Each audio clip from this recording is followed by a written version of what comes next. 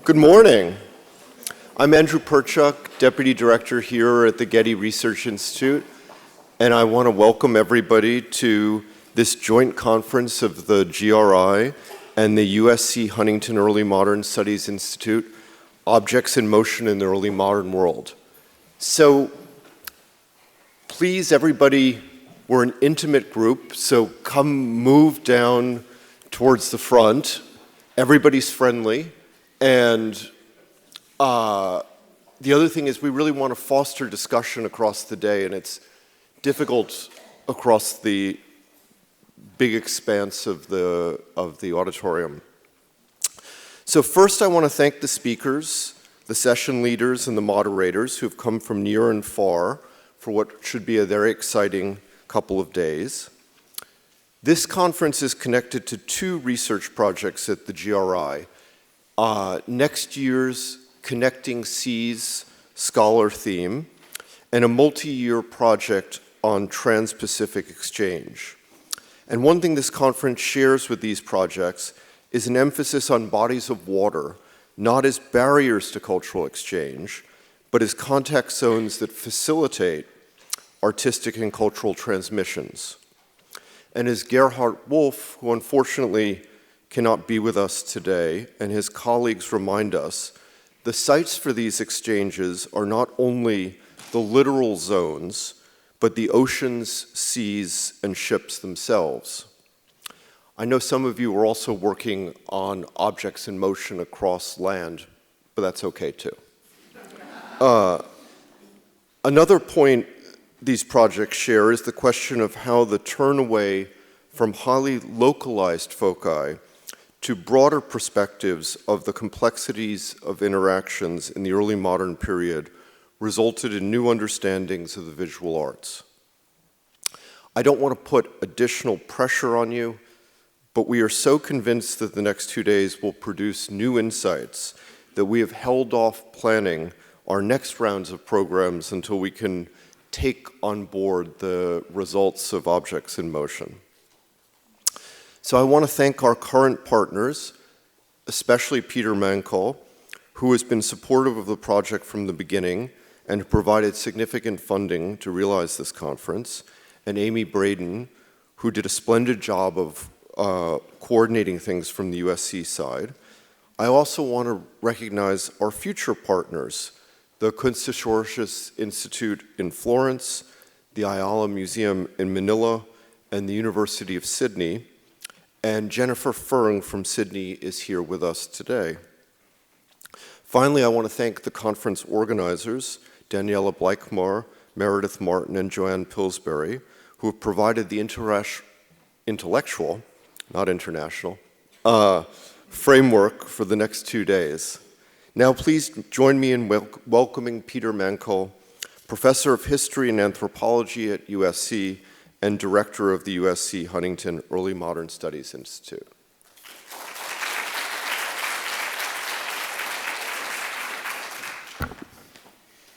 Thanks, Andrew. Thank you all for coming. I'm delighted to be here. I have very strict instructions to be very brief in my remarks, so I will be. I just want to say very quickly how delighted the Early Modern Studies Institute is to be partnering again with our friends at the Getty and at the GRI. It's fantastic for us. I wish we were here all of the time, especially now that the Huntington is in Restauro and it's going to be a mess for the next 2 years. Maybe we'll move over here and that would be perfect. Speaking of the Huntington, just so you know, because I think it's important to point this, I know this is on your program, but this manuscript is from the Vallard Atlas, one of the great treasures of the Huntington. I'm delighted that we decided to use it for the program. During a break, if anyone wants to hear about the Vallard, which is my current object of obsession, just pull me aside and I'll tell you how great this manuscript is. Anyway, I just want to take this chance to announce that this is, in fact, the Early Modern Studies Institute's 10th annual conference. I was very happy about a year and a half ago when Daniela Bleichmar approached me to ask if she could organize it. I'm even more excited now that she and Meredith and Joanne have put together such a fantastic program, thanks to Andrew and everyone here at the Getty. And as I always do, I have to thank our generous support for the Institute from the Mellon Foundation, from the Huntington Library, and from USC. And I think this is going to be 2 really exciting days, and I'm not going to say any more, so I'm going to turn it over to the real organizers. Thank you very much for coming. More thanks. Thank you to the EMSI and the GRI for their support of this project, for the generous funding, and especially to our co-organizer, Joanne Pillsbury, who immediately embraced the idea of this conference and whose enthusiasm, efficiency, know-how, and graciousness make her an ideal collaborator.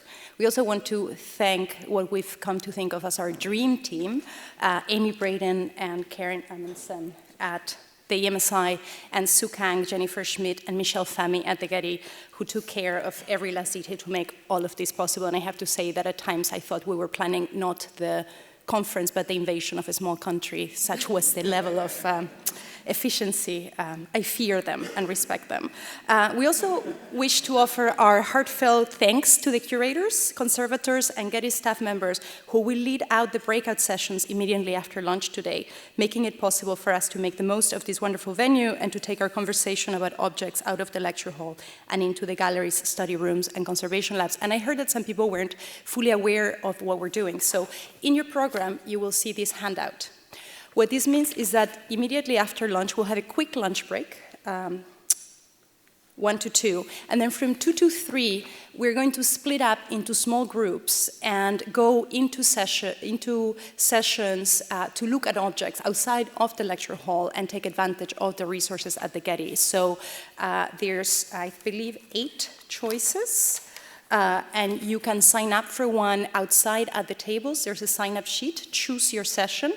And there's a huge range of options, including seeing the Rubens show currently at the Getty, going to the special collections at the GRI to look at prints, to look at rare books, going to the Conservation Institute to see what they are doing there about objects in motion, also looking at materials in the European decorative arts with the conservator. There's all sorts of options. Make sure you sign up for one of the sessions, and we're really excited to be able to be talking about objects in motion through the papers and through our conversations, but also to go and actually look at objects. There will be plenty of opportunity for discussions. We have carefully orchestrated lots of coffee breaks, lunch break, a reception at the end of each day, and the conversation is really, really important to our thinking about this conference. And for that reason, we schedule a closing roundtable discussion, which will provide an opportunity to reflect on the themes of the conference and to address larger questions and future directions.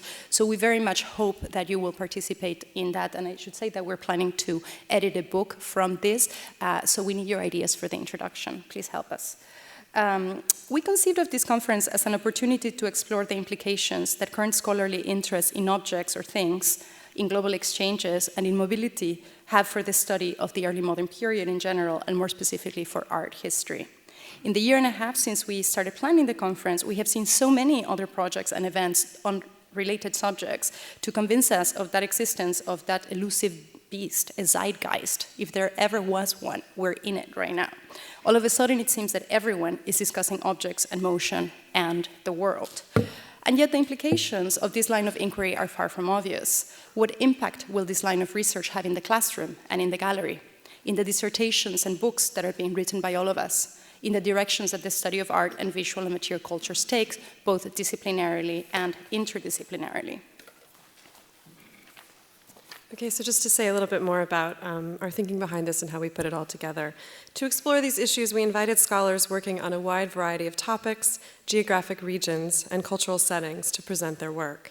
Each participant was asked to focus on an object or a type of object that moved across space and across cultures, acquiring new meanings and functions in the process. We encourage speakers to take an interdisciplinary approach in analyzing their mobile objects and to use their case studies to suggest new methodological or theoretical possibilities for the study and teaching of art history. And here's some of the questions that we originally put together when we were thinking about this conference and that we hope to explore over the next 2 days. First, by what mechanisms or agents were objects transported, translated, resisted, and consumed in the early modern period? Did some objects move, adapt, or stick better than others? And what kinds of cultural meanings tended to travel with an object as it moved from place to place, and which ones were lost in transit and in reinscription? In what ways did objects shape or alter an understanding of the cultures from which they derived, as well as the practices and beliefs of the new environments into which they were placed? And then finally, a couple of broad, pedagogically oriented questions that we also hope to consider. What similarities and discontinuities does a comparative transregional approach provide? Going beyond case studies, would a global story be possible or desirable? Why have canonical images, buildings, or art objects traditionally stood outside of debates about global cultural exchange, and how are they implicated in this history? So we look forward to exploring all of these questions with you over the next couple of days, and also hearing the presentations of our fabulous group of speakers. So thank you very much, and let's go ahead and get started.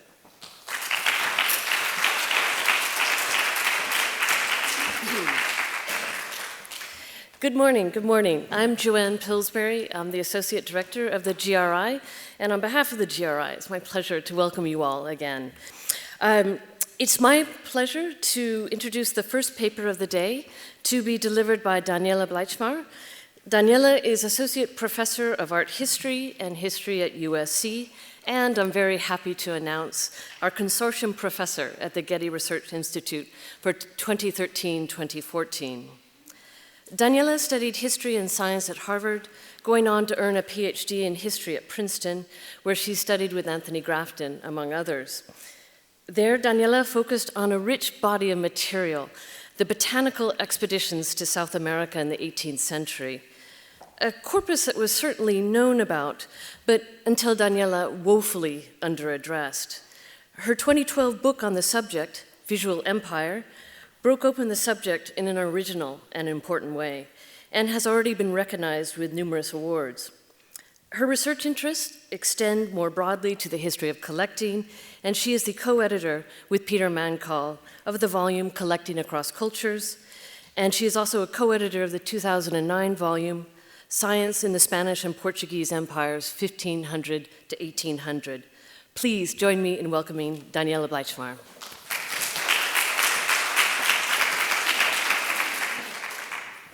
Thank you. Thank you, and hello again. Here we go. From the earliest representations, Europeans imagined and depicted their encounters with the lands and people of the New World in terms of mobility and exchange. In March 1493, immediately upon his return to Europe, Christopher Columbus sent a letter to Ferdinand and Isabel of Castile reporting his findings. Published in Barcelona soon after, the missive proved a bestseller. By the end of the year, publishers in Rome, Florence, Paris, Basel, Antwerp, and Valladolid had printed 11 separate editions. That's just in 1 year, with 6 more editions to come in the next 4 years. Many of these publications included woodcut illustrations, as is the case with the 1493 Basel edition on the screen. In this depiction, the large oar-driven galley in the foreground and the smaller rowboat in the middle, instruments of mobility, had propelled Europeans across the waters to these new shores. The woodcut presents the initial encounter as an exchange of objects, with each side proffering an item. The American object will then travel across the Atlantic to Europe, along with the men who received it, where it will serve as evidence for their claims and as a catalyst for new voyages. Although the image is rather vague about what these objects might be, the European holds something that is clearly man-made, perhaps some sort of cup or vessel, while the rounded form that the Amerindian offers is not similarly legible as manufactured and might well be a natural object. Indeed, the contrast between clothed Europeans aboard ships and naked Americans living in a state of nature is a key component of European representations of the New World, its peoples, and their things. In the letter, Columbus portrayed the Caribbean Indians as peaceful, timid, and eager to part with their possessions while wanting nothing or almost nothing in return. The island of Hispaniola, he enthused, had abundant spices as well as rich mines of gold and other metals. Many other sources from the time, textual and pictorial, that narrate encounters between Europeans and New World peoples share in this optimistic, indeed opportunistic fantasy of Amerindian primitivism, liberality, and natural wealth.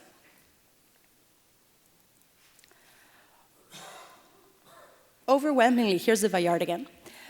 Overwhelmingly, Europeans imagine the things of the New World as natural commodities, there for the taking.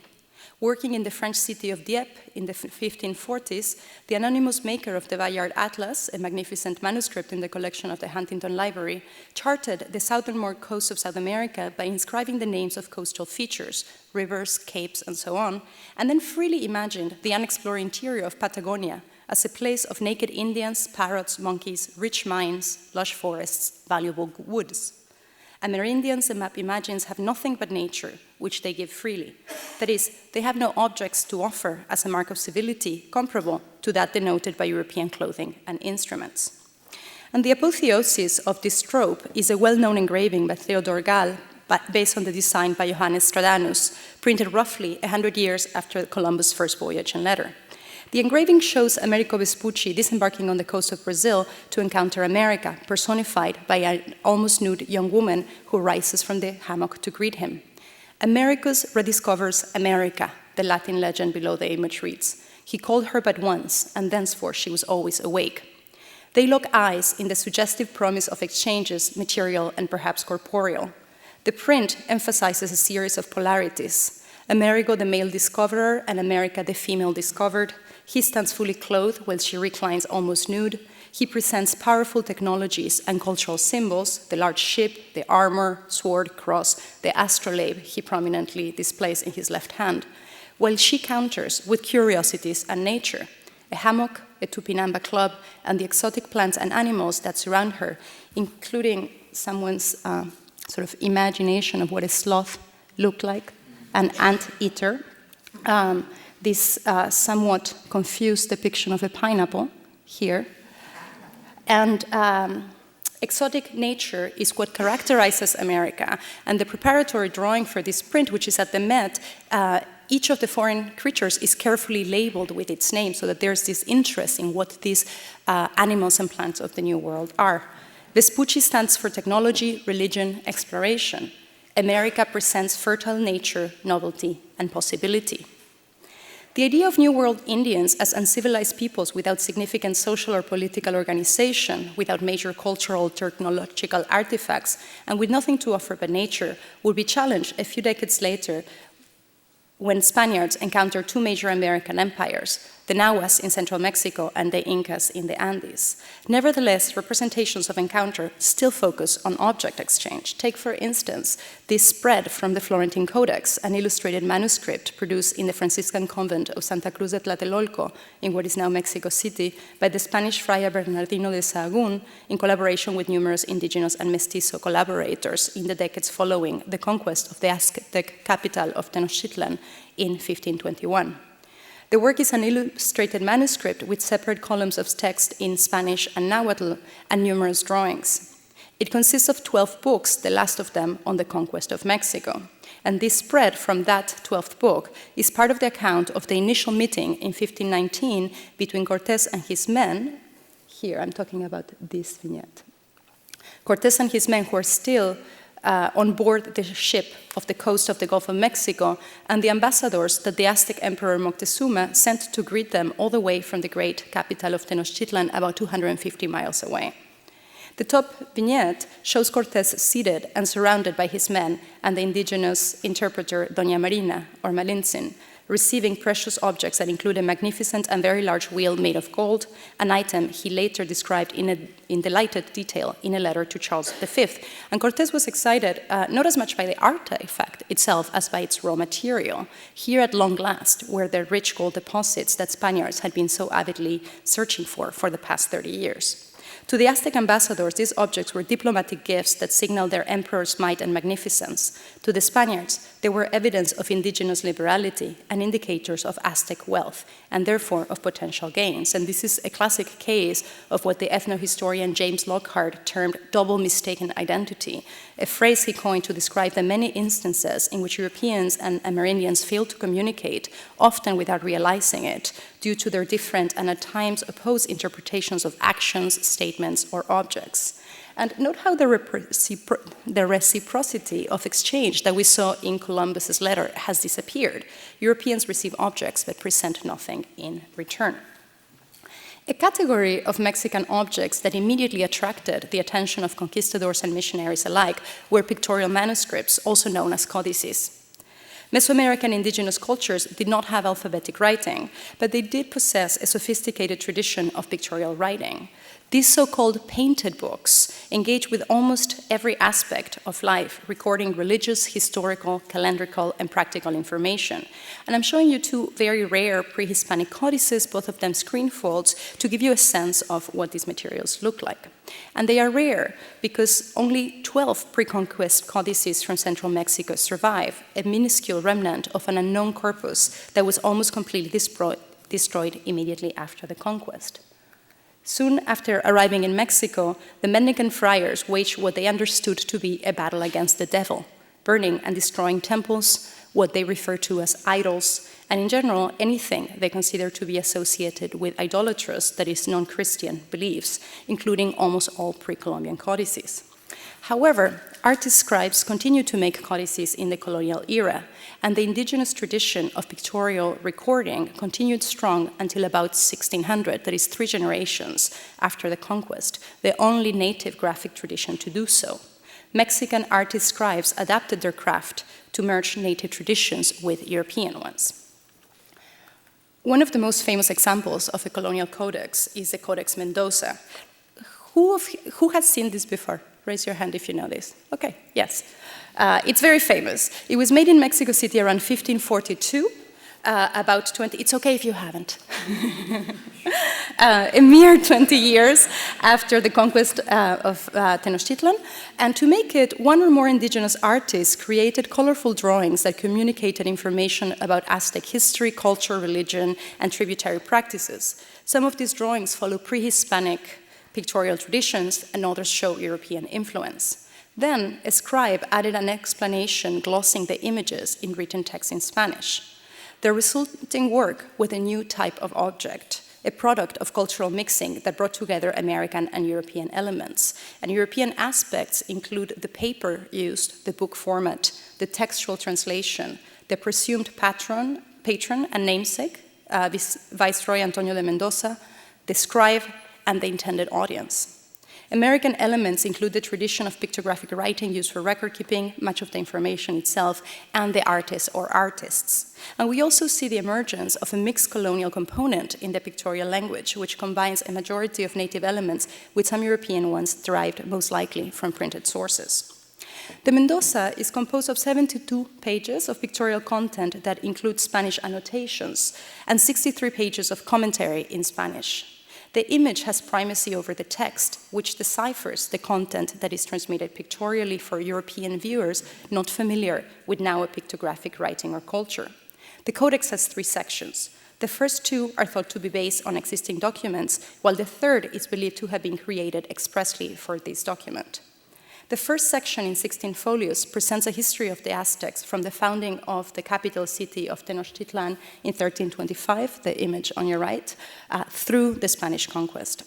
And history, these are 2 pages from that first historical account. History is told genealogically and politically through the reign of each ruler and the towns he conquered. Each page follows the same template. The blue column of year glyphs for the dates of the reign, the depiction of the ruler in profile, sitting on a reed mat, wearing a crown, and the list of conquered towns represented by burning temples and the town's name glyph. Writing in Spanish provides the names of emperors and towns, so you can see how every town is labeled with its name. The second section, 39 folios long, details the tribute paid in various materials by the towns subject to the Triple Alliance in the 16th century, organized by region. So it is an account book, itemizing objects such as feathers, animal skins, precious stones, gold, mantles, liquid amber, cacao beans, so on. The third and final section in 16 folios provides an account of Aztec life and costumes, from the grave of the womb to the womb of the grave, to quote a 17th century reader. The page on the left depicts child-rearing practices, including a method of punishing unruly children by holding them over the smoke produced by burning chilies so that their eyes water. People always love that image for some reason. Maybe they want to implement it at home. And the page on the right here depicts a wedding. Clearly, these are not naked and civilized savages living in nature, as described by Columbus and portrayed in European representations. These were a new type of people to be reckoned with, and the Codex Mendoza was a new type of object that had nothing to do with nature and all to do with civilization. The portrayal of powerful dynastic rule dating back centuries and of military triumphs resonated with European viewers and their understanding of imperial history, while the existence of pictographic writing that used symbols requiring deciphering placed Aztecs on par with other civilizations distant in time or space that fascinated Europeans, such as the Egyptians and the Chinese. And in the time that remains, I want to focus on such issues of reception, exploring the Mendoza as an object in motion. Indeed, motion was a motivating factor in its creation and a constant in its biography. The Mendoza was made as a gift for Charles V, King of Spain and Holy Roman Emperor, and it was made expressly as a work of export art, or an export document. While the Codex never reached Charles, its eventful biography demonstrates its importance as a visual source of knowledge for over 3 centuries, across cultures and in multiple contexts. And this itinerant life is inscribed in the object itself. If we returned to the first image in the Codex, you see the writing with the names of the towns and of the rulers, but there's another inscription up here. It is in a different hand, and it's actually an ex libris in French. ATV, cosmographe du roi. By 1553, the Mendoza was in the hands of André Thevet, the French royal cosmographer and an authority on the Americas, who signed it in 5 separate places and dated it twice. And Thevet discussed Mexican pictorial writing in 2 of his own publications, stating that the Mendoza had been captured by French pirates during its Atlantic crossing and given to the King of France, who then passed on to him. And this claim, as so much that Thevet wrote, is very suspect, but it seems that even in the 16th century, people loved a pirate story. The Mendoza's movement from central Mexico through the Atlantic to France was only the beginning of its travels. For the next 100 years, it continued to change hands. By 1587, it belonged to Richard Hakluyt, an early proponent of English transatlantic ventures and important collector of Americana. After his death in 1616, it passed to Samuel Purchas, an English cleric and author of popular travel compilations. And at some point after Purchas's death in 1626, his son sold a manuscript to John Selden, an English jurist, politician, antiquarian, and author. In 1659, the Bodleian Library at Oxford posthumously acquired Selden's extensive collection of books and manuscripts, which included the Mendoza and several other Mexican codices. And the Mendoza remains there to this day, though it is worth mentioning that for almost 200 years, its location was not known to scholars, and it was actually rediscovered in 1831 by Edward King, Viscount Kingsborough, who reproduced it in his multiple collection, Antiquities of Mexico, and it's then that it becomes such a fundamental and foundational work on Aztec life. But if the Mendoza's movements through space as a physical object stopped at Oxford in 1659, it continued to move in another way, through print. In 1625, Purchas published his 4-volume collection, Hakluytus Posthumus or Purchas His Pilgrims. The 3rd volume includes a 52-page chapter that reproduces many of the figures in the Mendoza through woodcuts and provides an English translation of the Spanish text with additional commentary. Purchas terms the Mendoza the choicest of my jewels, explaining that while his book has introduced the letters of other nations, modern and ancient, including Chinese, Japanese, Indian, Arabic, and Persian, as well as Egyptian and Ethiopian hieroglyphs, the Mendoza is the only known full-fledged history about and by another people, addressing their political, economical, religious life and their customs. Perhaps, Purchas writes, there is not any one history of this kind in the world comparable to this, so fully expressing so much without letters, hardly gotten and easily lost, that thou must here find it. He compares the codex favorably to Egyptian hieroglyphs, explaining, quote, a history, yea, a politic, ethic, ecclesiastic, economic history, with just distinctions of times, places, acts, and arts, we have not seen of any other nation, but of this, which are light and slight apprehension term not barbarous alone, but wild and savage. Thus, for Perchuk, the Mendoza does more than provide information about the Aztec world. It is a proof of its civility, completely shifting the ways in which Europeans assess it. These are not barbarians or wild savages, but a sophisticated civilization on par with other ancients. And while I don't have time today to fully address the fascinating ways in which Perchuk's publication grapples with the codex, I want to mention a few of its interpretive maneuvers for the light they shed on how the move from manuscript to print, from color to black and white, from one relationship between image and text to another, demonstrate how hermeneutic practices are also a way of mobilizing and transforming an object.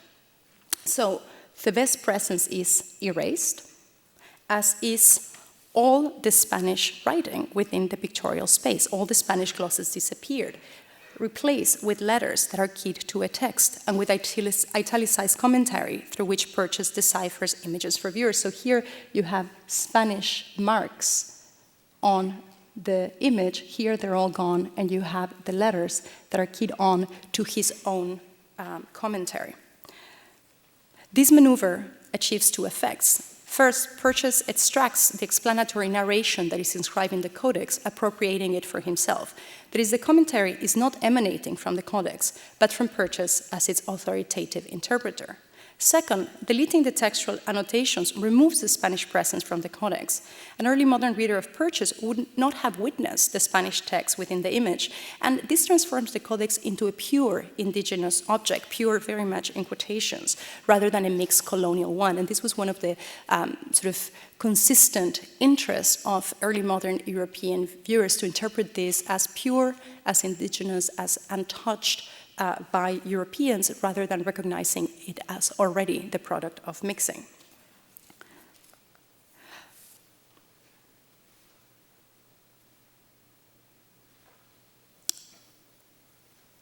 The effort of interpretation and translation is made visible in the Perchuk edition. You see how he includes the pictorial elements, then uses italics for his own commentary, and then Roman type for the translation from the codex. So there's a conversation between two authorial voices and the images. And the effort of interpretation is something that he's constantly commenting on. In one instance, the text explains that the woodcutter has labeled with a letter a figure for which there is no Spanish gloss, leaving the interpreter scrambling to decipher it. So the woodcutter labels something, and he says, I have no idea what that is. The cutter put that letter on, but I leave it to you. I cannot solve that. At another point, the text leaves the task of making sense of the images entirely to the reader. And here, at the bottom right, it reads, you see this king and every other, both king and town, distinguished by special arms or scutcheons. So the glyphs, the name glyphs, which with other particulars, which here and in all the rest, I leave to each reader's own industry and search, right? Good luck, that is what he's saying. The parsing of the glyphs, a basic function of the Spanish glosses, is omitted, robbing the account of its specificity and leaving the reader to do with the images what he or she can, which is actually very little without that crucial information. The section on tributes also loses much of the specificity, changing from an economic and social history recording tributary relations in the Central Valley of Mexico to a primer on the types of objects available there and on the conventions of pictographic writing than itself. And he also starts getting much more economic, omitting some of the images. For example, he leaves out, so here, these are all the town names, and this is what they paid. And the town names are left out in the Perchuk. He says, you have seen these glyphs already. I don't need to pay for someone to cut them again. And he also starts omitting the objects in the list using the text, so that there is this competitive almost relationship between text and image, with the text creeping to take over the image as the main content, and the image becoming a curiosity rather than information. The intention is not to present a facsimile, but a combination of the information and of the pictorial language. The book takes on a dual function. The reader can learn about the Codex Mendoza and through it learn about Aztec history, economy, and customs, but he or she can also learn about Aztec pictographic writing more generally. Perchuk's publication first made the Codex widely available to readers in Europe and beyond, and it also set it in motion through print circulation, as it provided material for 6 other published versions before 1800 alone, several of them having multiple editions and translations. Publication not only gave the Codex Mendoza legs, it also made it malleable, and in the book that I'm starting from which this comes, I'm tracing the ways in which different publications and strategies and interpretive maneuvers create various versions of the Mendoza to satisfy diverse interests in history, religion, pictographic writing, and so on. And I just want to give you 2 very brief examples of this variability of what print introduces. Over time in editions, we see a shifting relationship between image and text as sources of information, as well as different framing of the codex, whether it be as a source of information of Aztec tributary practices, of the civility of the Aztecs as a people, of pictographic writing as a project of cultural comparison, or of the document as a curiosity connected to travel narrative. So what you have is not 7 or 8 editions of the Mendoza, but 7 or 8 versions or takes on the Mendoza, each to suit the author's interests and the project in which it comes. And this is not surprising, but it gives us a sense of how the Aztecs and the Mendoza as an object were good to think with for early moderns. Or someone could do something altogether different, as was often the case with Athanasius Kircher, the Jesuit polymath, who includes images from the Mendoza here on the left in his Oedipus Echidicus. And what he's interested in is horoscopes and divination. So he's very interested in the calendrical information and in how it corresponds to early modern European horoscope casting and other sorts of divinatory practices. And he's also comparing, so the Mendoza is much briefer in this work, but it ends here, and this is the next chapter. It is a source as one of many exotic and esoteric objects with symbolic writing that require decipherment and interpretation. So, to conclude, what does mobility bring to the study of codices?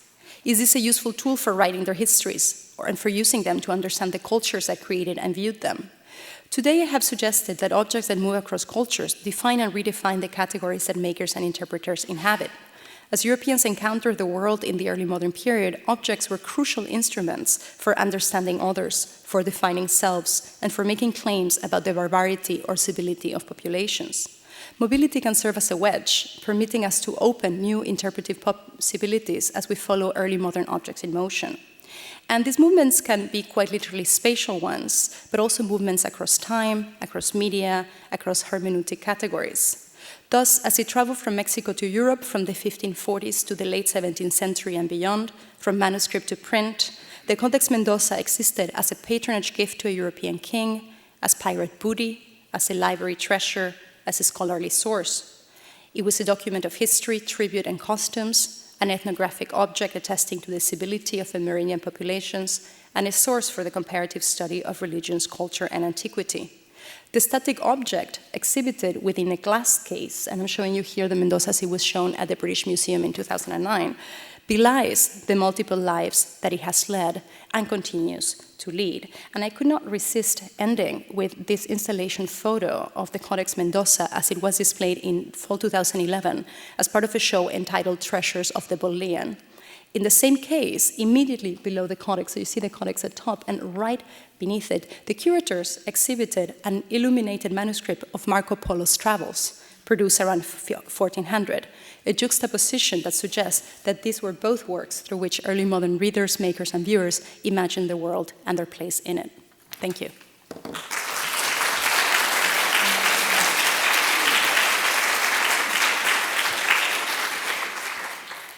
Thank you very much. We have some time for questions, and I was, if I may take the moderator's prerogative, I was intrigued About the return of the Mendoza to a certain degree to Mexico City in the 18th century with Clavijero. Yeah. And I was wondering if you could talk a little bit about its reception back in the place where it was created. Yeah, so there's one of the last publication that I mentioned is from an exiled Jesuit in Europe, and it's part of this 18th century project of, as you know very well, of archaeological excavations and of explorations of the ancient past with a very different agenda. Is an agenda that is very much connected to Creole patriotism, to claims about Creole patriotic epistemology, and to this idea that the people of the New World are best suited for interpreting and knowing the New World through the objects of their own ancients. So that the story is definitely not one only of European interpretation of the Americas, but also of American interpretation of earlier American objects and the crafting of histories that have very political lives. So that's part of the project too, very much to see how these objects in circulation are creating narratives in different places, so that there's not only 8 Mendozas, but there's sort of European Mendozas and then Mexican Mendozas. Yeah. Thank you. Thanks. Yes, Peter. I was going to say, because we don't talk enough. But let me offer, can you hear me? You can hear me? Now I can. Okay, good. So let me just offer one art history comment and then a two-pronged question. It's a straightforward question. The comment is when you were talking about the technique of the way Purchas was published with those little keys down to that. I think you might want to think that one of the things going on there is he's following the model that they, in the DeBry 1590 edition of Thomas Harriot's Brief and True Report, in which the pictures are added after the original text and uses a similar kind of style. Because I think what's partly going on in here, and this leads to my question, partly what's going on here is this is not just the transfer of images from Tevez to Hakluyt to Purchas, but in your really, really smart point about the erasing of the Spanish words, if you put a political gloss on this, that's very important for the English to erase the significance of the Spanish, right? I mean, so I think you can't really read Purchas, okay, this is self-serving, without the context of reading it in Hakluyt, where it comes Especially from. Peter Mancall's brilliant book on whatever, Hakluyt, but I'm just saying, but I really think that there's a politics that needs to come into this conversation. Absolutely. Okay. I mean, I think politics is everywhere, and in each interpretation is part of it. So, yes, very much so. Okay. And then the last little bit, and this is actually very Getty-inspired, from a conference that was here a couple of years ago about Picard. Picard does not use the Mendoza. What is the source of the Aztecs? Or do they use Aztec engravings in the Picard in the 18th century? Or do they, because in the text, they cite the Purchas. So Bernard has the Purchas available. Yeah. But I don't remember the source of the visual images for Mexicans in that. It's, okay. Thank you, David. Okay, David will be taking my questions from now on. And sorry, Peter, I also want to say that the keys are not just part of the DeBry, they're also part of sort of the language of early modern printmaking for information. So you see it in anatomical images, in botanical images, so pretty much any information that is used to transmit information is keyed on. So it's not just part of this conversation about empires and competitive empires, but it's also part of sort of the techniques of printmaking and the language of printmaking. There was, Yes, and also on Hakluyt. I may be asking you to speculate too much, but when would he have received it? Do you have any idea? And what use would he have put it to? Would people have had access to that codex before it was published by Purchas? Yeah, so the Mendoza has this really interesting biography, and that's pretty much the thing that has been written about it, right? People seem to, what's amazing to me is that people have gone to great effort to trace this history and also to trace the transmission history, but have not really looked at what each person is doing with them, which is so exciting to do. Hakluyt, we don't know. He's in France. At some point, he is angry at TV because he accuses TV of stealing material from him. They must have made up, because somehow he ends up with this. There's an inscription that can be interpreted as placing it in London by 58 when Hakluyt has it, but we don't really know, the exact detail of like how it changed hands. But it's part of what Hakluyt was up to. He was collecting lots and lots of materials for his collection. And I should say that most of these, all of these almost are compilations, and many of them are travel compilations. So these are not only authors, but editors, they're compilers. So Hakluyt, like many others, was interested in collecting as many different sources as he could and creating these sort of big comparative project. As Peter said here, there was a political agenda of trying to foster English-American projects comparable to the Spaniards. But, for example, TVNO, Relations de divers voyages, it's this multi-volume work, and if you start looking through them, it's sort of the tour of the world. It's like it's a small world, it's a ride, but for 17th century readers. Like here's India, here's China, here's Japan, here's North Americans, here's the Mendoza, here's this. So it's part of this very different agenda and very different genre of travel narratives. Thanks. I had a question that is methodological about the applicability of the term or the concept of translation, which seems to be integral to this project. And that actually raised, or it's related to another question about the objects that you are actually, the objects that are the subject of your paper, in the sense that once the Mendoza is in print, if I understand correctly, the subsequent editions are not of the actual codex. Yes. So I wonder if what you're talking about is the translation of a set of information as opposed to a translation of an object, and whether it would be an important distinction to make. So it isn't that these subsequent authors are then going back to this physical object, as it were, but actually it's about the transmission of information. Just Thank you. curious. Yeah, I mean, it's absolutely, and I think that by doing images or doing things like this, no early modern viewer, other than Perchuk and the people in his circle, had the opportunity to see what we're seeing, right? Perchuk had the Mendoza, copied it, but then after that, this is the only thing that people had to go on. So, but I don't want the object to disappear, because I think it's not an object biography in the sense of, what happens to the Mendoza during that time, but I think it's a version of the object. Anyway, I guess I haven't fully formulated this, but I guess the question, the way I was thinking about this is this just reception by another name? Is mobility, right? Our historians have been thinking about reception for a long time. So what does mobility bring? And I think that it does bring something different. And I think that by looking at the transformations from version to version to version, there's something there. I haven't gotten to it yet, but I will. And that the object needs to be both sort of decentered. I mean,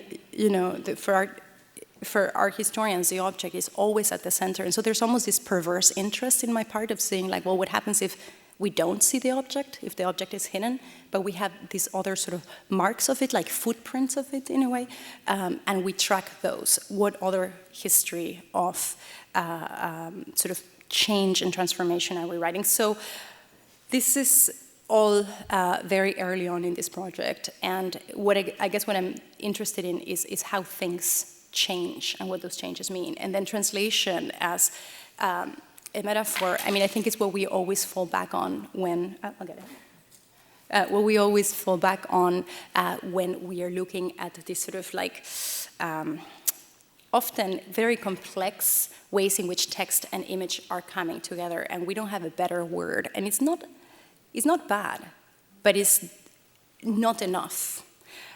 So I think that's, methodologically part of the tools that we are developing, I think, with these new kinds of projects, new kinds of objects, new kinds of questions, to come up with those terms. Because it's not that people have not looked at the Mendoza. The Mendoza is very, very well known, but people have looked at it in certain ways. And those ways have to do with the object and with indigenous presence and with indigenous agency, which are, of course, very, very important questions, but they're not the only questions to ask. And so I'm bringing very different sets of questions to this source.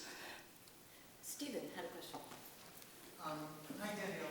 Thank you so much for your along the lines of translation, which I actually think is a really, really good way to look at this, and I actually think what you're looking at are the ripple effects of an object. Like, what is its afterlife, even though we no longer look at it? And along these lines with Perchuk, what really fascinates me is that at the top of all of his pages, he's making a point of saying that this is a chronicle without writing.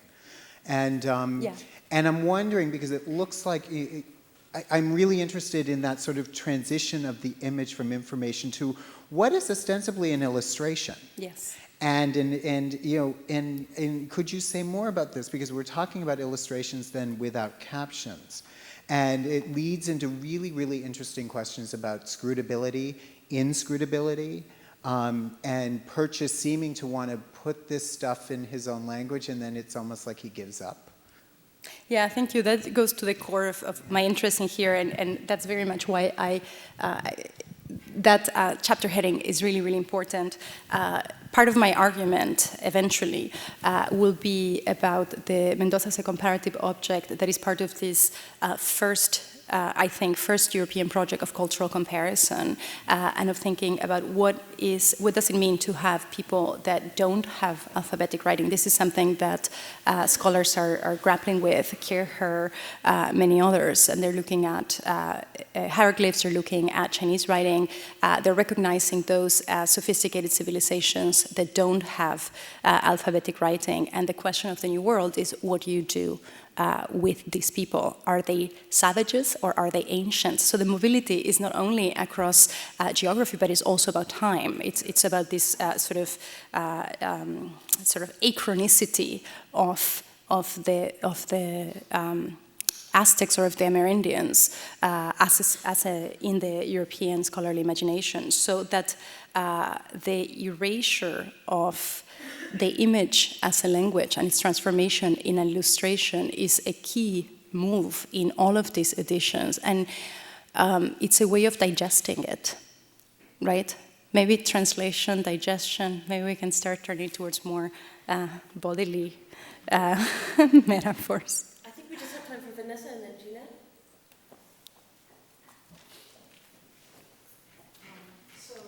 Thanks for your paper, and I guess to continue this question about the contextualization in the sense of this codex, I'd ask you whether your last image of, the display for Marco Polo Travels really shows a kind of, well, it's just a treasure, it's an old manuscript, and it's beautiful, and it's a treasure. And you, I think, suggested that that's, denigrating or misunderstanding, or at least that's kind of how we've ended up with it today. I would ask you to take more seriously that it was that then too, because you've done a kind of a antiquarian, intellectual humanist treatment of the people who treated this for the knowledge, as it were. And yet, the question is, what is it as a treasure and an object? You began by telling us there were only 12 and all of this. So, didn't it also live until it ended up in the Bodleian as some kind of object with feathers and, gold or whatever it was? And so the first question is, especially if you're looking at mobility versus translation, I think that the operative term that I think you're interested in is its materiality, and then it doesn't matter so much actually what the pictures say or tell us. And I think there were a lot of people who weren't interested in what the pictures said and tell us, and I'd like to ask you, that's my hunch, I'd like to ask you if you know anything about that or if you've thought about it that way. And then just a second point, which is somewhat related, is if you do look at it more for its knowledge and information, then the problem is to ask what dealing with pictorial cultures and where information is kind of pictorially, what, say, print culture contributes to that or doesn't. You need a context, I think, that's about, because there's a way in which otherwise you're just kind of using print as the medium, but not analyzing its history for the way in which the grappling with these cultures contributes to the history of print, which for me would be another kind of way for you to think about this. Yeah, but thank you. That's more a suggestion. Sorry, I'm trying to take notes. So I actually did not mean it pejoratively, the last image at all. I think it's super fascinating and productive. I meant it as a generative thing. It is a treasure today, and if you go to the Bodleian, they actually have this poll. You know, you can like it. You can say, "Is this a treasure?" And so people vote. People vote, is this a treasure, yes or no? And then people write. And I almost brought the snapshot of the page because someone says, it is a treasure because we know nothing about this vanquished civilization. And then there's Lucy, age 8, which says, the pictures are really pretty, I'll use them for my homework. So it's a treasure in many different ways, but it was a treasure back then, right? That's how Perchuk introduces it. He says, this is the choicest of my jewels.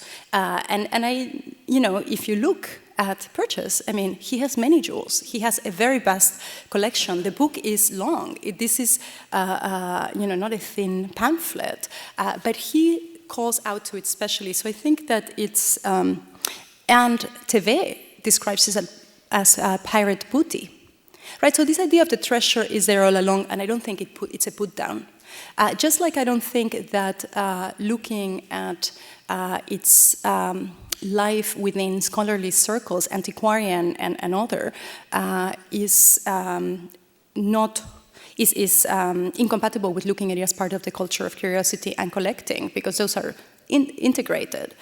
So that for the people who are writing about it, who are looking at it, it is a treasure, it is a curiosity, it is exotica, it is a source of knowledge. It's all of these things at once. So I think that's very important. And it's not alone. It's always a comparative project. They're always looking at this and at other things and saying, how is this like, you know, that here her image? How is this like that? So there's always this comparative viewing that is taking place in print and is taking place in cabinets and in libraries and in collections. And the point about the history of print, I don't want to go on for too long, I know we're short on time, but the history of print, yes, I think that the history of print, you know, it's sort of amazing to me that the history of print has not taken on what encounters has to contribute to it, right? Beyond Eisenstein, after that, it just becomes about the, what is it called? The London, you know, the guild, the trade, these, you know, English guys in London fighting with each other. There's, you know, other things to be said about print in the early modern period and the role of these things. So yes, that's part of my historiographical intervention.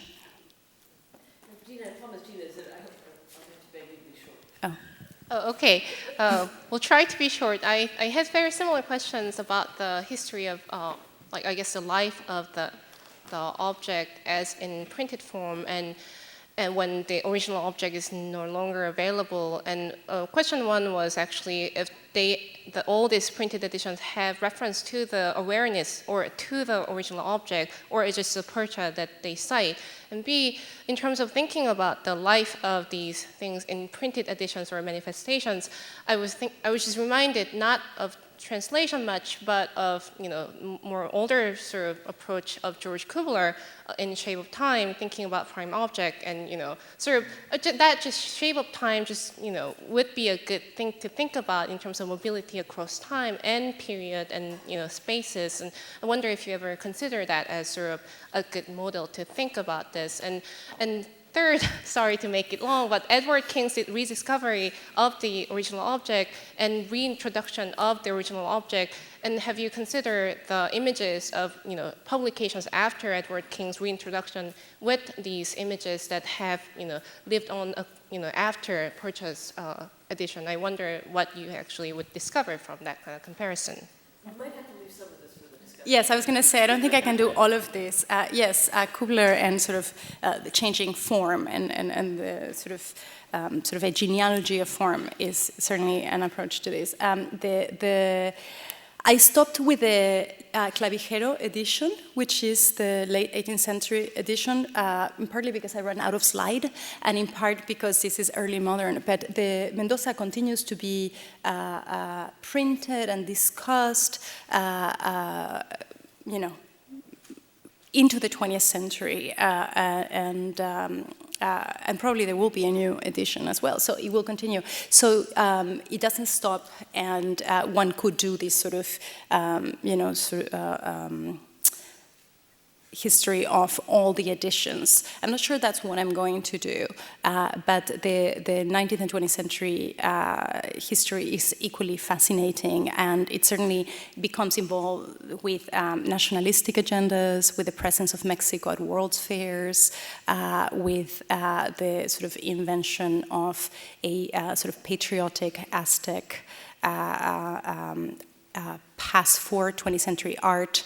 Diego Rivera is very interested in culling images from the codices for his murals, as our contemporary artists were producing versions of codices. So that, and again, it's often with a politic and nationalistic or with a very politic agenda. Okay. Thank you. And I apologize.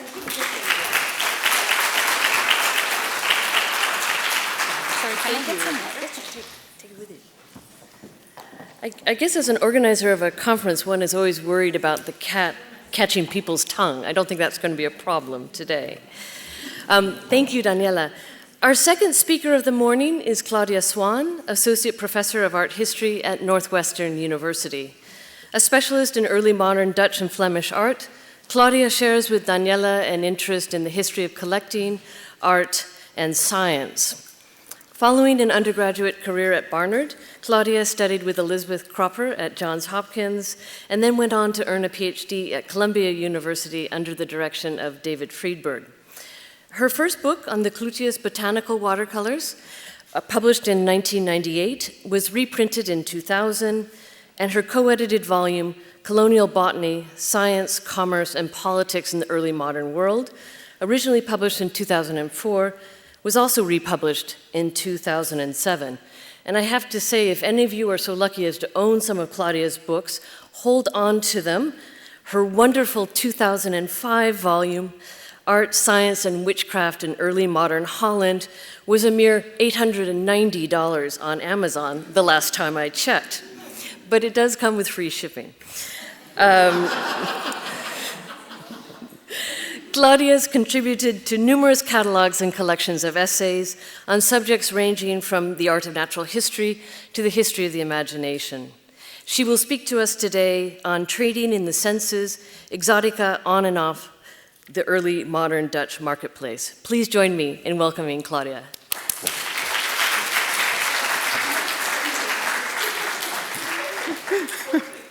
Oh, okay, good.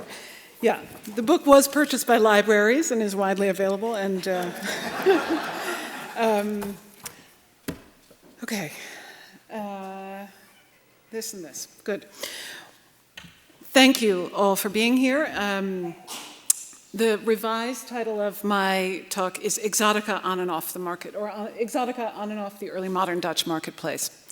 I'm thrilled to be here to speak about objects in motion and, indeed, exotica and the marketplace. What were the 17th century Dutch, merchants, the politicians who supported their efforts, the citizens who underwrote them? What were they, if not movers, motors of objects? In other words, I'm thrilled to be able to speak in this context about the subject of my current research, the role of exotica in early modern Dutch culture. The exotica exchanged, collected, bought, sold, painted, and otherwise represented by the Dutch in the 17th century are, to my mind at least, exemplary objects in motion. Part one, I think there are 5 parts, the 5th is the conclusion. All the commodities and curiosities one could wish for, it's a quotation. As is well known, the early modern era saw the introduction to Europe of an array of foreign goods in greater quantities and variety than ever before.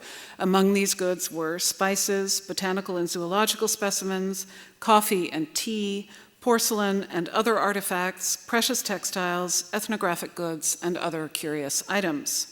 I'm preaching to the converted here. Most of these exotic wares arrived by way of trade networks and were eagerly exchanged and acquired by merchants, consumers, scholars, nobility, and artists alike.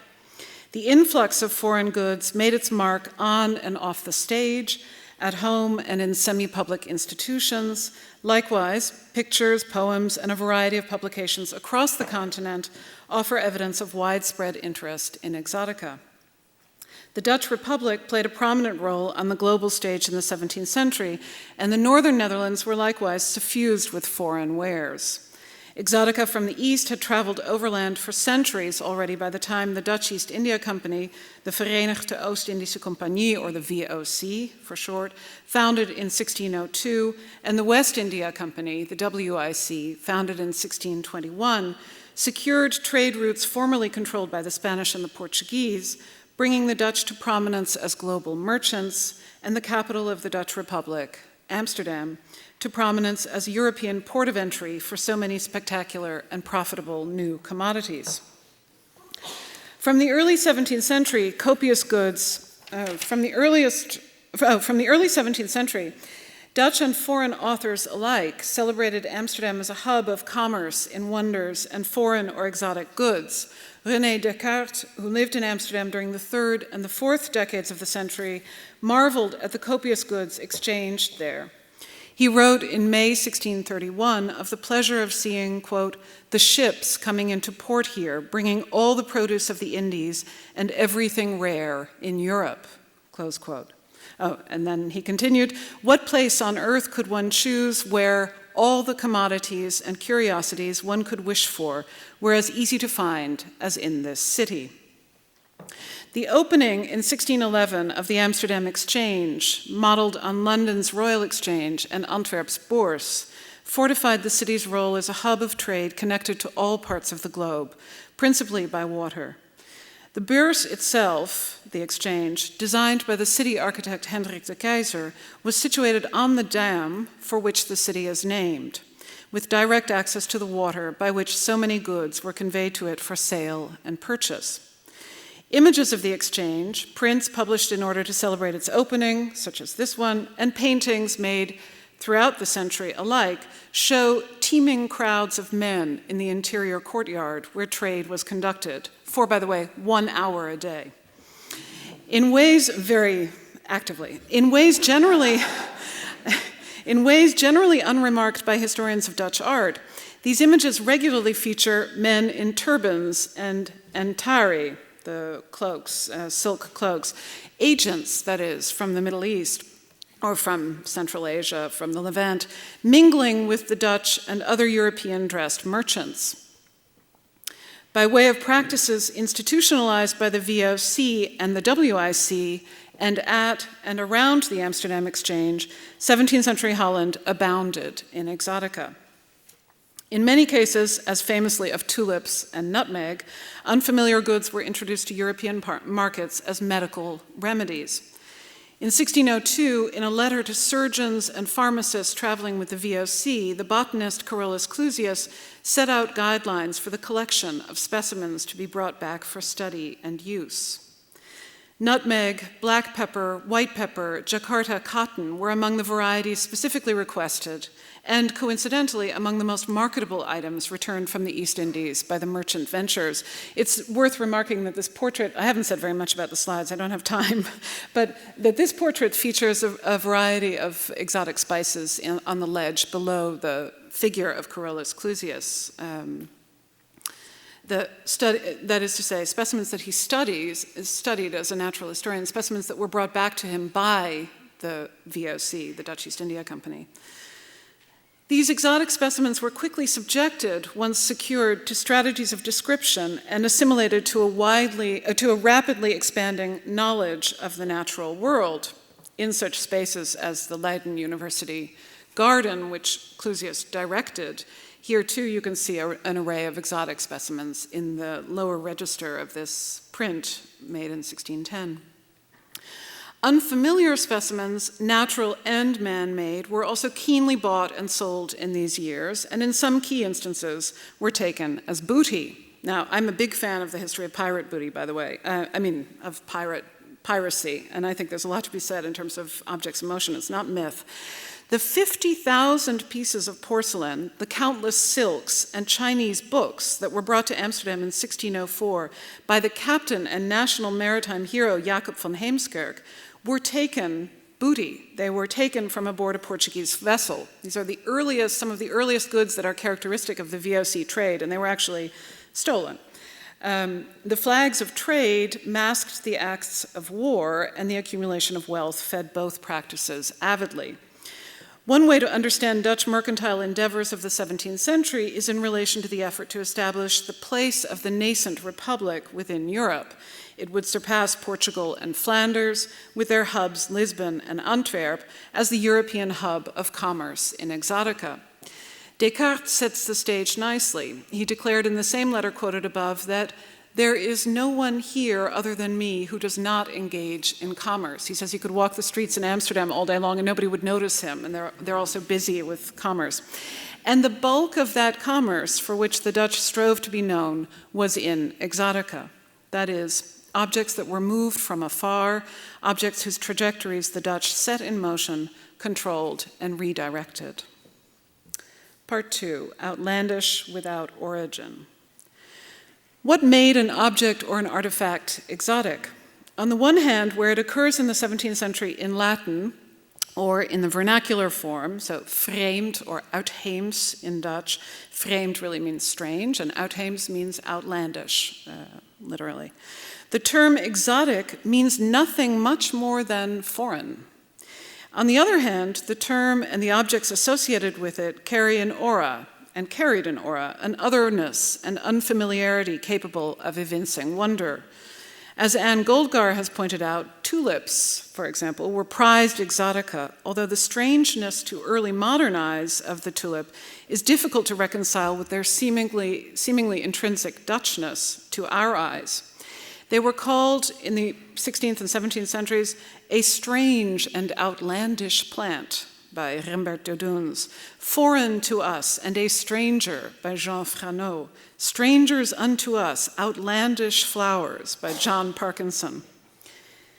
In 1605, Clusius, director of the Leiden University Garden, published the Exoticorum Libri Decem, 10 books on exotica, or on foreign goods, a compendious account of animals, plants, spices, and ethnographic items from the Indies, Africa, and the Americas. So the full title and translation would be something like 10 Books of Exotica, the history and uses of animals, plants, aromatics, and other natural products from distant lands. In the opening pages, Clusius elaborates on the differences between the Exoticorum and his prior publication, the history of beautiful plants, basically, or of fine plants, of 1601. Whereas, he writes, he had examined and collected specimens that feature in his study of plants in the course of his travels as a youth and as an adult. He undertook, he writes, the study of exotic objects under very different conditions. Quote, now in my old age, he was 79 in 1605, when due to my bodily weakness I can scarcely walk, I have applied my mind to the observation of those plants and other things that are brought from foreign parts. Close quote. Clusius uses the terms exoticus and peregrinus to describe the sorts of goods compiled in the Exoticorum. Both terms amount to a declaration of distant origin. Indeed, and here I show you one example I may come back to of an object that is fully illustrated. And then the title page again. Indeed, the lengthy title contains no mention of places of origin. Instead, it lists classes or types of objects. The the only indications of origin provided in the text itself are rather general, or they tend to be rather general. Indian and Chinese are the two major recurrent categories. As in Clusius, so too in many other contemporary sources, that is in early modern sources, as Jessica Keating's recent work on inventories has so clearly shown. In the early modern era, the term exotic signified, again, nothing more or less than foreign. Incidentally, in many cases, Clusius lists the source or the provenance of specimens that he describes in lieu of their points of origin. So he names Sir Francis Drake, Sir Walter Raleigh, Johann von Linschoten, Hugh Morgan, who was the apothecary to Queen Elizabeth I, and other renowned travelers, naturalists, merchants, and medical professionals when he describes the specimens that he publishes. Provenance seems to be a crucial form of legitimation. In numerous cases, Clusius specifies in whose possession he studied the items. The fact that provenience, or precise point of origin, is not a factor in Clusius's observations may be a contingency of trade and transport. Clusius also acquired objects via channels that are not well charted, from sailors at quayside, for example. So in other words, maybe this is all he knows about the objects, is where they come from whom he has acquired them. But given how advanced geographical and cartographical knowledge was, especially in the Netherlands at that time, about the areas from which such items hailed, it seems worth reflecting on the absence of comparable specificity in Clusius' publication on exotica, especially in the context of an emergent market in the exotic, a market the Dutch worked to control. In other words, the less one knows about the provenience of seeds and or about the ownership of the Portuguese caraca van Heemskerk seized, the less one knows about where these objects come from, the easier it is to send them on their way along pathways also known as the market. Part 3, Birds of Paradise. Oh, well, this is not a bird of paradise. In the 16th and early 17th centuries, the fact that the exotic was essentially unknowable, undefinable, and that coming to terms with it involved a narrow, if evocative vocabulary, strange, curious, wondrous, rare, etc., seems to have amplified its appeal and value. This is borne out by individual cases and also in the instance of gifts of the exotic. Such objects, exotica on the move by way of gifting, or such objects, exotica on the move, were eminently gift-worthy precisely, I think, on account of their lack of fixity within the strata of natural history and or the market.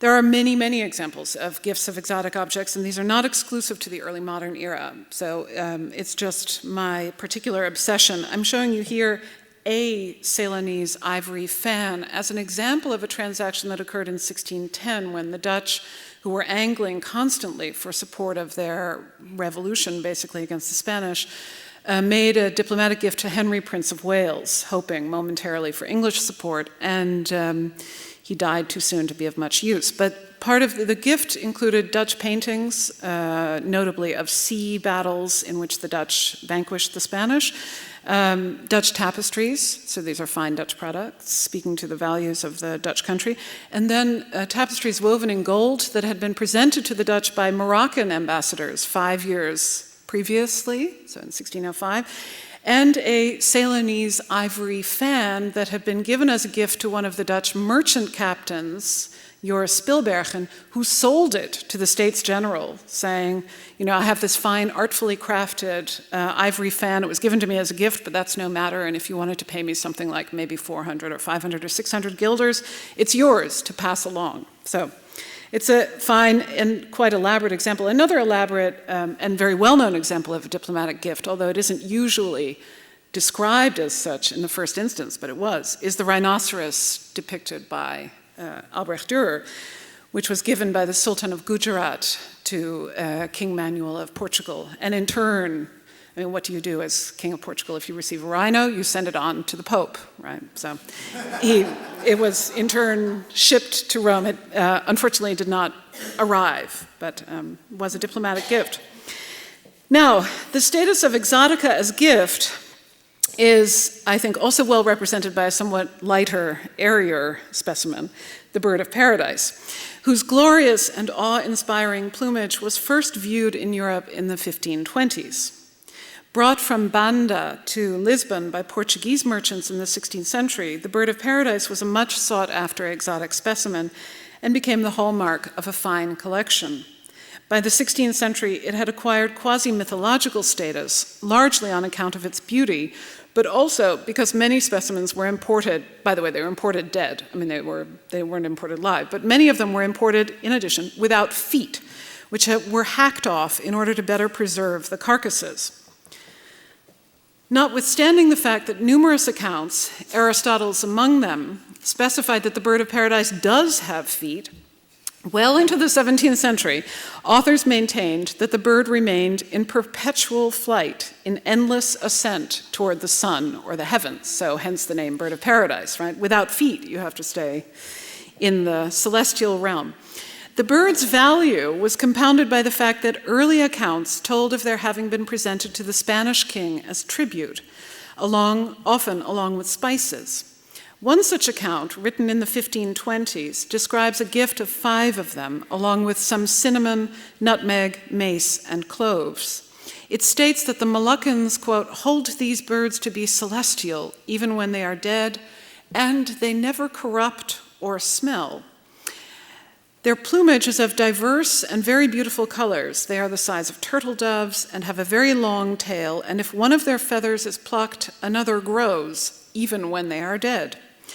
The kings take them into battle and believe that if they have them with them, they are safe and invincible, close quote. The Dutch traveler Jacob van Neck wrote in 1600 that these birds, with their extraordinarily beautiful feathers, could be exchanged for such precious items as mirrors. Clusius's 1605 Exoticorum contains an account of the bird of paradise with 2 woodcuts of 2 individual specimens that he saw. We know that Clusius himself attempted, rather desperately, to secure a bird of paradise on the Dutch market, but was thwarted at least twice by an agent for the Emperor Rudolf II, whose collection contains several specimens in various states, footed and not. In 1609, the final year of his own life, Clusius's friend and neighbor in Leiden, Justus Scaliger, bequeathed 2 birds in his possession to the naturalist, but Clusius died 3 months after Scaliger. So these exotic creatures eluded even Clusius's grasp. Though available for purchase, they were costly. Their value was as consistent a feature of descriptions of the birds as was their supposed perpetual flight. Numerous early modern accounts of the bird of paradise confirm its status as a quasi-fantastic natural specimen, prized for its distant origins and its association with power. The power of the kings fortified by carrying it into battle, the power of the European kings to whom it was bequeathed or by whom it was acquired, or even the divine, insofar as it was associated with celestial realms. Although it is recorded in classical sources, Clusius counted the bird of paradise among the naturalia unknown to the ancients, and surely he knew better, but stressing an important feature of the exotic, its profound unfamiliarity. Now, this supremely exotic creature was a much sought-after specimen among collectors across Europe in the early years of the 17th century, and it was a prized gift. I wouldn't be a Dutch art historian if I didn't show at least one work by Rembrandt. So he owned birds of paradise and he drew them, and interestingly without feet, although he could have known better, but examples abound. Today, I only have time for one. In 1613, the Dutch States General presented 8 birds of paradise to the Ottoman Sultan Ahmed I in Constantinople, or in Istanbul, set in motion by the Dutch at the moment at which they could not move themselves. Birds of paradise are a prime example, I think, of exotica on the move. This section is called Rariteiten van deze landen. Rare or unusual or curious objects from these lands, rariteiten van deze landen.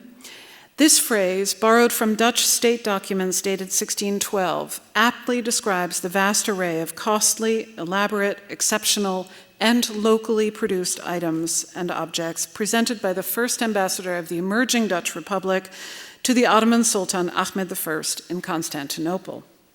The story of this Dutch gift is a story about material culture and the values ascribed to it: aesthetic value, economic value, socio-political value, epistemological value, in the context of Dutch trade, politics, science, and visual culture in the 17th century. And I'm not going to tell you the whole story today. Just a brief account.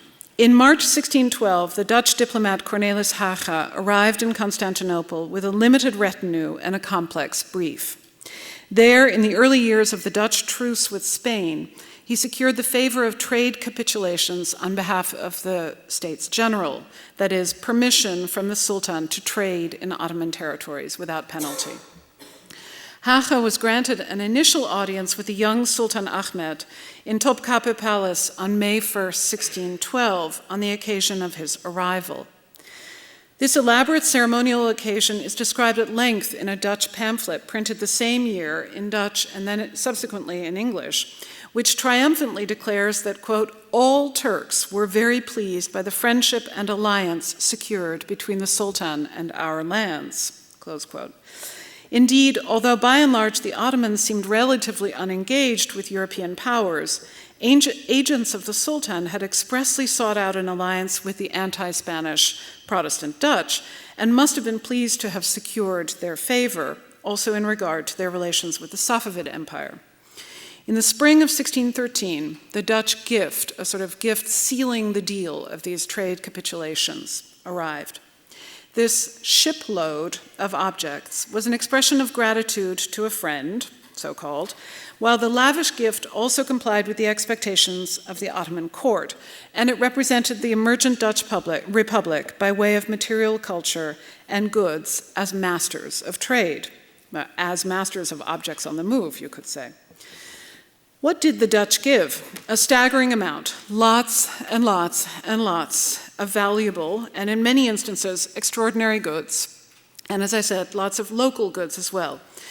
Published accounts of, quote, the presents with which Haga honored the Turkish emperor list, for example, a long ivory staff. So here you see this is in a contemporary chronicle, and these were listed, these gifts. A long ivory staff, artfully carved, decorated with flowers. A large wooden lantern, very artfully carved, which alone cost over 500 guilders. It was gilded with ducat gold, all'antica, and contained a brass candelabra with 20 lamps.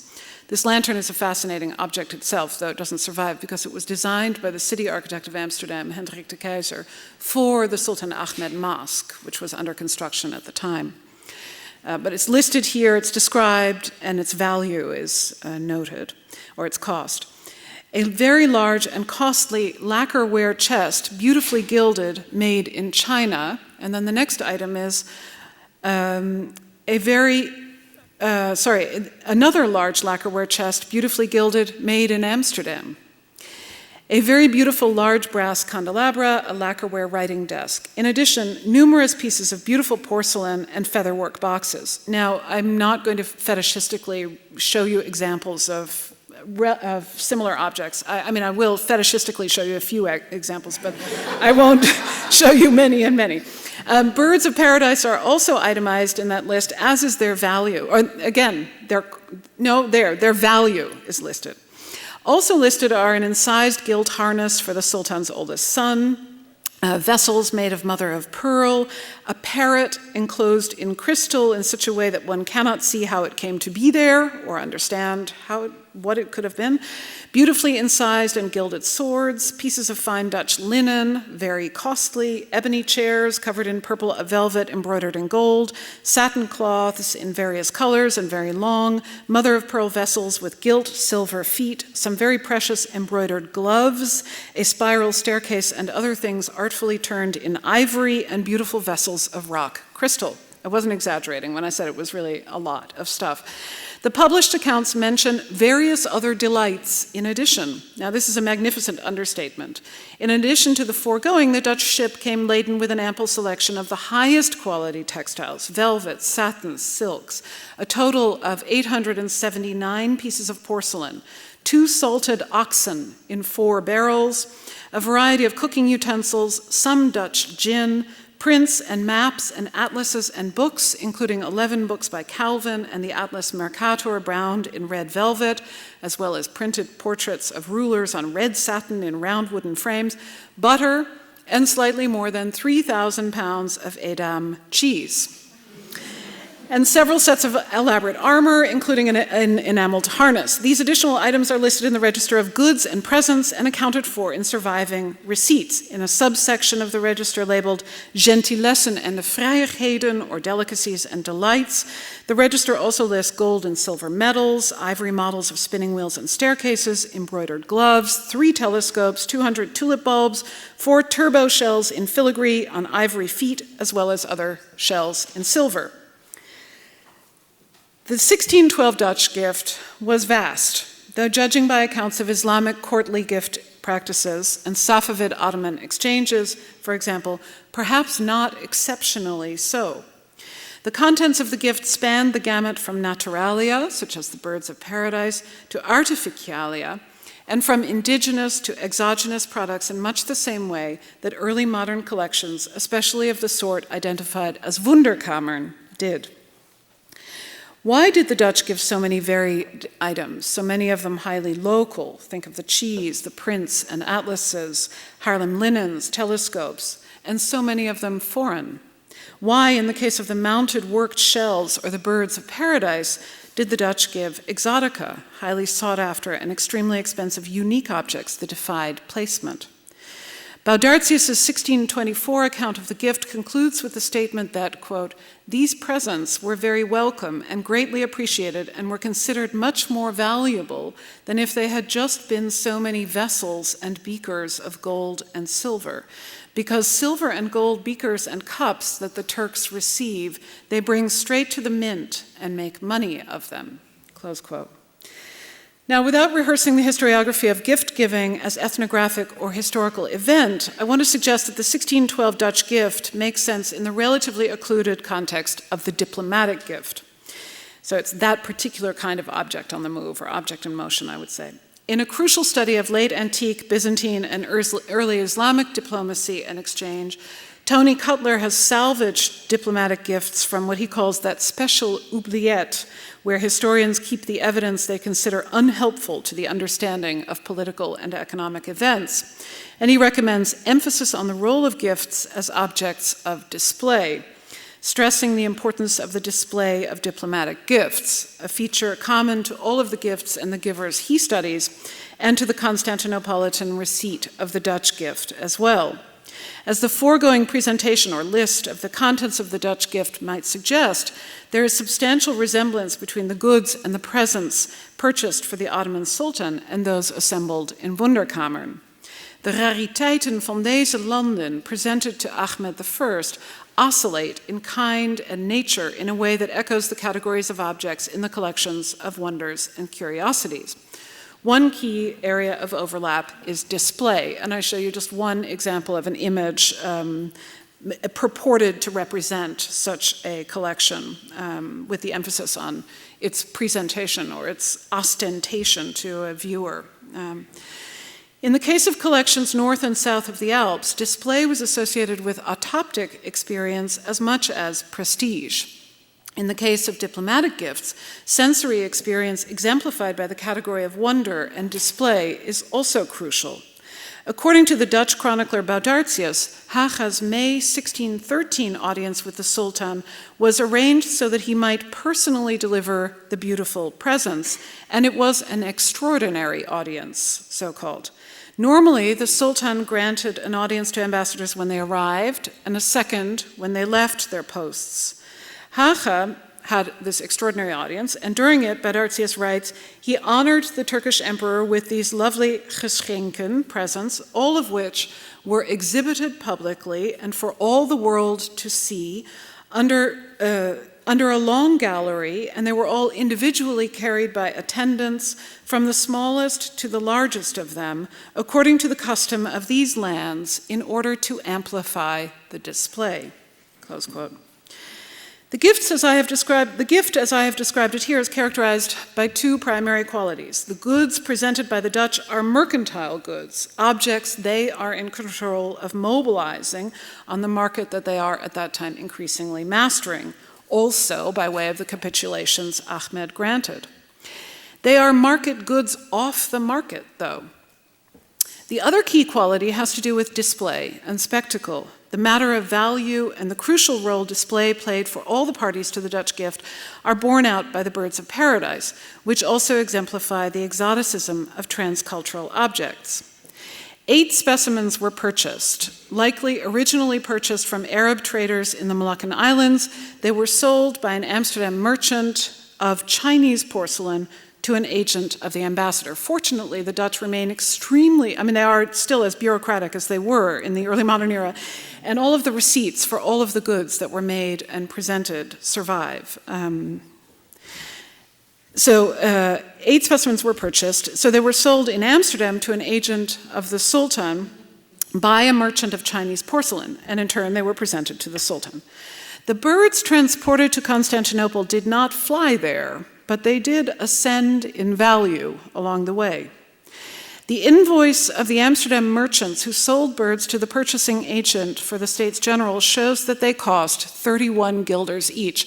The invoice actually shows that the purchaser purchased 6 paradijsvogels het stuk tot 31 gulden, so 6 birds of paradise, 31 guilders apiece. This is after a long list of particular kinds of porcelain. And then, as if somebody had said, oh, I'll take 2 more. There are 2 more listed just below. So we know that they cost 31 guilders each. Baudartius's account of the gift, the list that I showed you, describes 3 birds of paradise valued at 2,000 daalders, which the Sultan regarded with amazement. Close quote. Now, as we know that 3 such birds actually cost just under 100 guilders, the Sultan's amazement seems to have increased the value almost exponentially. At 1.5 guilders each, 2,000 daalders is equivalent to 3,500 guilders, 35 times the current market value. This is projected value, reflecting the expectation on the part of the Dutch beholder that the Sultan valued the objects he received at these rates. It is worth noting, I think, that the arc of the projection follows the pattern of actual profits rendered in these very years in Amsterdam on such goods as pepper and cloves. Now, to conclude. A few days ago, I realized that my original ambitions for this lecture were to pack it to overflowing, rather like a cabinet of curiosity. The title on the program is Trading in the Senses, Exotica on and off the early modern Dutch marketplace. I have managed to offer, I hope, examples, and one in particular, the bird of paradise, of exotic objects the Dutch mobilized in the 17th century, and to suggest some of the interpretive potential for a study of exotica as objects on the move. The senses will have to wait. A fragment of an incipient biography of early modern Dutch exotica, this paper has looked at how rariteiten, or exotica, were described and how they were valued on and off the market, and at how they were known or indeed unknown. And in many cases, the exotic was not knowable, identifiable, readily classifiable, or otherwise responsive to the pressures of early modern epistemology. The exotic, also signaled in Dutch by the nouns zonderlingheden, sort of unusualnesses, and rariteiten, rarities, or items described as exotic, uitheems, uitlands, vreemd, so outlandish, strange, occupied a limbo or no man's land between knowledge and ignorance, between nature and economy, between local and remote. So in that sense, too, they were objects on the move. The facts of early modern global trade by which Amsterdam and the Netherlands rose to ascendancy in the early 17th century are familiar. Less familiar, perhaps, are the instances of exchange of exotica across cultural and national boundaries, represented by birds of paradise presented to the Ottoman Sultan, or the turbaned merchants in the bustle of the Amsterdam Exchange, for which I've had too little time today. In all of these instances, exotica were highly valued, even beyond measure. In early modern Holland, the exotic depended for its value on the coordinates of the market, and at the same time exercised a power beyond market control, a power entwined with the political needs and desires of the emergent republic. Thank you.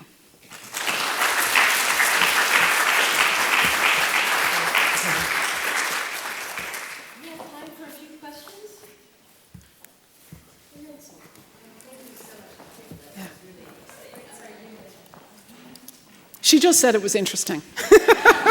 You didn't miss anything more. Thank you, Claudia. I'm just so interested. Now comes the question. Yes, I'm just so interested in this question of diplomatic gifts, and it occurs to me we've got to kind of toggle back and forth between things and people when we're talking about these objects. And so I'm just wondering if you could talk a little bit more about the people. And you know, when these objects are brought, I mean, something like a rhinoceros obviously came with a handler and a person, right? And obviously there was nothing like this in that list. But I'm wondering what kind of mediation these objects needed, and what kind of translation, a word that's already been circulating this morning, they needed, and if Cornelius Haga did that, or you know, who made that kind of leap in terms of emphasizing the importance of these things. And then the other important person is, of course, Sultan Ahmed, who is the recipient. And you know, he, if my memory is serving me correctly, was seen as a very weak sultan with lots, you know, who had suffered many military losses and literally purged the Ottoman treasury of everything that had been gained in the 16th century. And so, as a you know, relatively someone in a relatively weak position, I'm wondering if you could talk about the meaning of those gifts as they landed in a place like Istanbul. Yeah. Well, I hope to be able to give a suitable answer to a very interesting and very broad and important question, which is about the agents and the people involved in this mobilization of objects. So, and Ahmed as one example. But first, the agents. So all of the receipts which survive in this secrete kast Turkije, which, however, cannot be viewed because it's of too great historical value. It's a very perverse situation in the National Archive. But nonetheless, if you worm your way in there, which I did, all of the receipts for the goods that were purchased within 6 months of the determination by the States General that they would give a gift to the Sultan are doubly signed by the merchants who sold them. So here we have an interesting case of, this is Hendrik Jans, I think it's Hendrik Janszoon. And then, but down below we have Femmetgen, I think she's Feitgens. So we have possibly two merchants. It's unclear exactly what their relationship is, but in any case, this one certainly was there at the signing and the purchase for 804 guilders.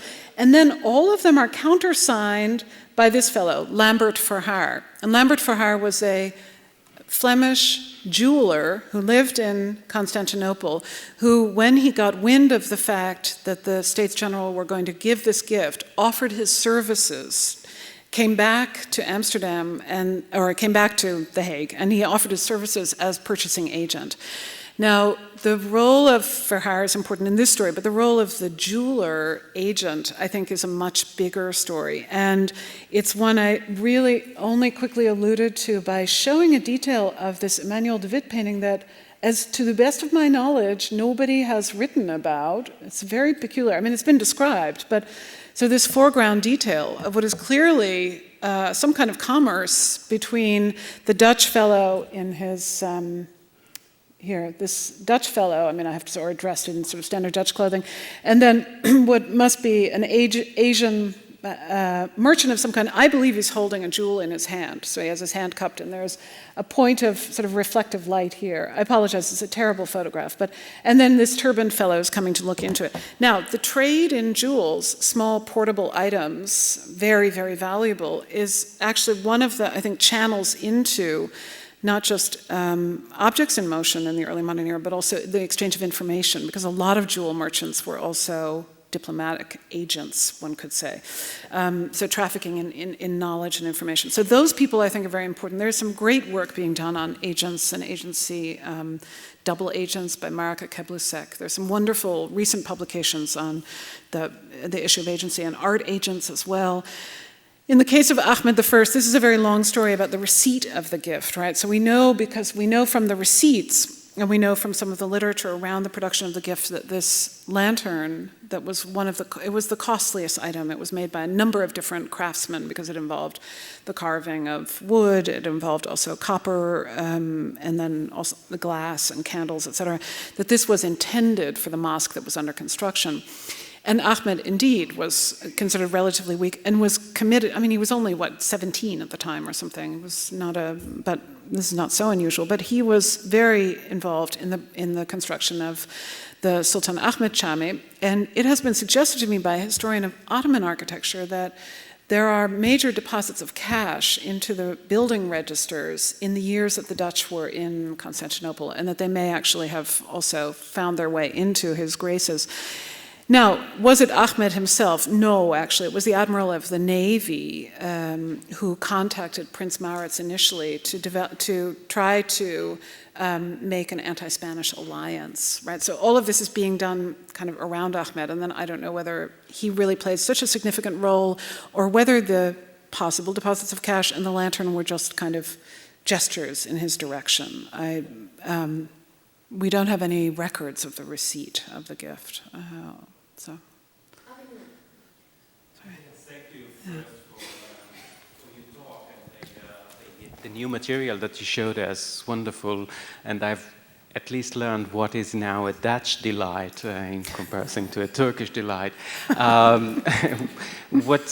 What I was thinking of is just a kind of a remark to think was this birds of paradise, because in comparison to other objects which are made of material like ivory or lacquer boxes that you could, store and keep for the rest, these objects, these animals are in a way ephemeral, and it is very interesting to look. There are very few examples for that, but in the 18th century there is, the Ottomans start also to make painting with feathers of birds. Oh. So you might take a look at that. It's a very nice, very rare, you don't find it that much, but there's a painting which looks like a very low relief painting, and they just stuck feathers of birds onto the depiction of birds in the picture itself, whereas the tree might be painted. So it's a nice combination between the two. Yeah. There is a wonderful example of that in the David collection in Copenhagen. In Copenhagen? In Copenhagen, yes. Which means it may have come from one of the Dutch collections? No. This was bought later by the David collection. Okay. Yes. Thank you. Thank you. I'm afraid we have to keep moving along. Please save your good questions and comments for the break and for the later discussion. We're going to take a 10-minute break, and I'd like to encourage you all, if you have not done so already, to sign up for the breakout sessions. And please join me in thanking Claudia. Thank you. Fabulous.